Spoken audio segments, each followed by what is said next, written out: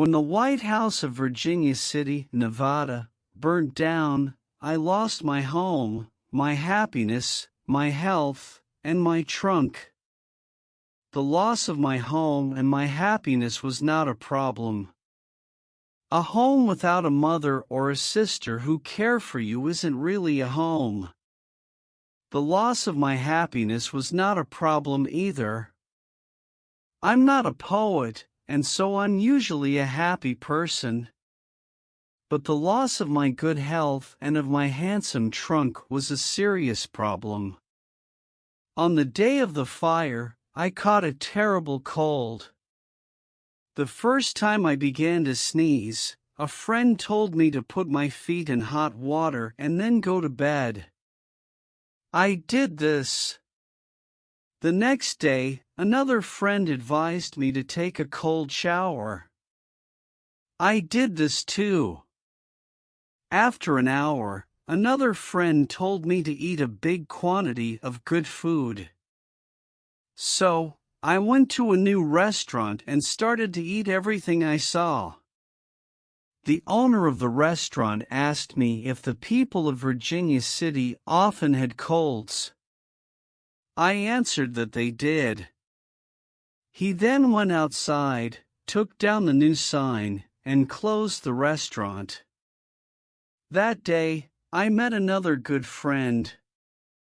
He told me that I must drink a bottle of warm salt water. This was the only remedy to cure a cold.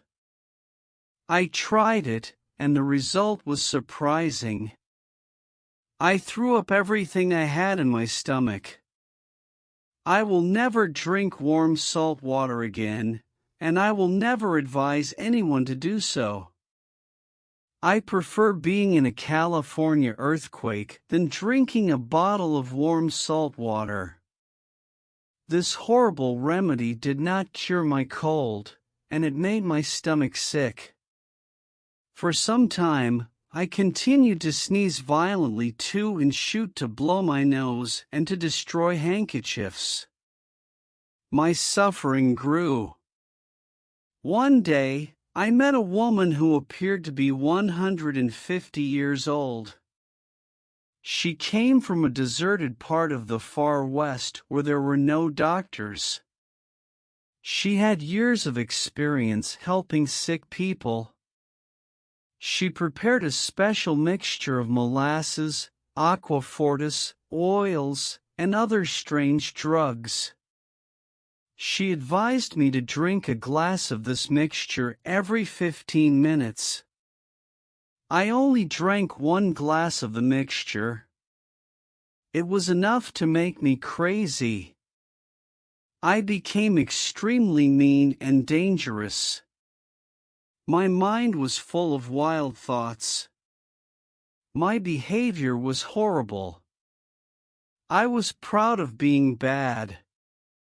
After a few days, the effect of the horrible mixture passed. I felt a lot worse.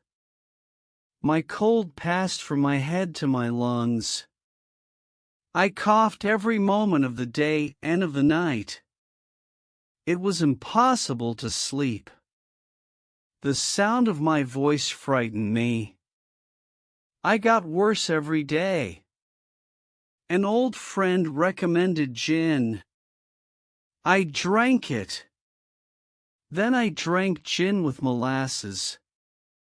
Finally, I added onions. So, I had gin, molasses, and onions. The smell of my breath was terrible. I decided to travel to the countryside to improve my health. I went to Lake Bigler with my friend Wilson. We traveled in a comfortable Pioneer coach. At Lake Bigler, we fished and sailed on the lake. We hunted for hours in the woods. In the evening, we danced. I enjoyed myself greatly, but my illness got worse. A tourist at Lake Bigler recommended a cold sheet bath. I never refused a remedy. At midnight, when it was very cold, I undressed completely. I covered my body with a wet, ice-cold sheet. I kept the sheet on my body for a long time. It was the worst experience of my life. The wet, ice-cold sheet made my blood freeze and made my heart stop. I thought it was time for me to die. Never take a sheet bath, never. This is my advice to everyone. My condition got a lot worse. Other people recommended other remedies. Not one of these remedies cured my cold. After a week at Lake Bigler, I decided to go to Steamboat Springs. I thought that the hot baths there were good for my health. They were not. While I was at Steamboat Springs, I tried several different remedies, but I just got worse and worse. I was desperate. I finally decided to visit the city of San Francisco. The day I arrived, a woman at the hotel told me to drink a bottle of whiskey every 24 hours. A dear friend who lived in San Francisco recommended exactly the same thing, a bottle of whiskey every 24 hours. That's 2 bottles of whiskey. Well, I am happy to say that this San Francisco remedy finally cured my cold.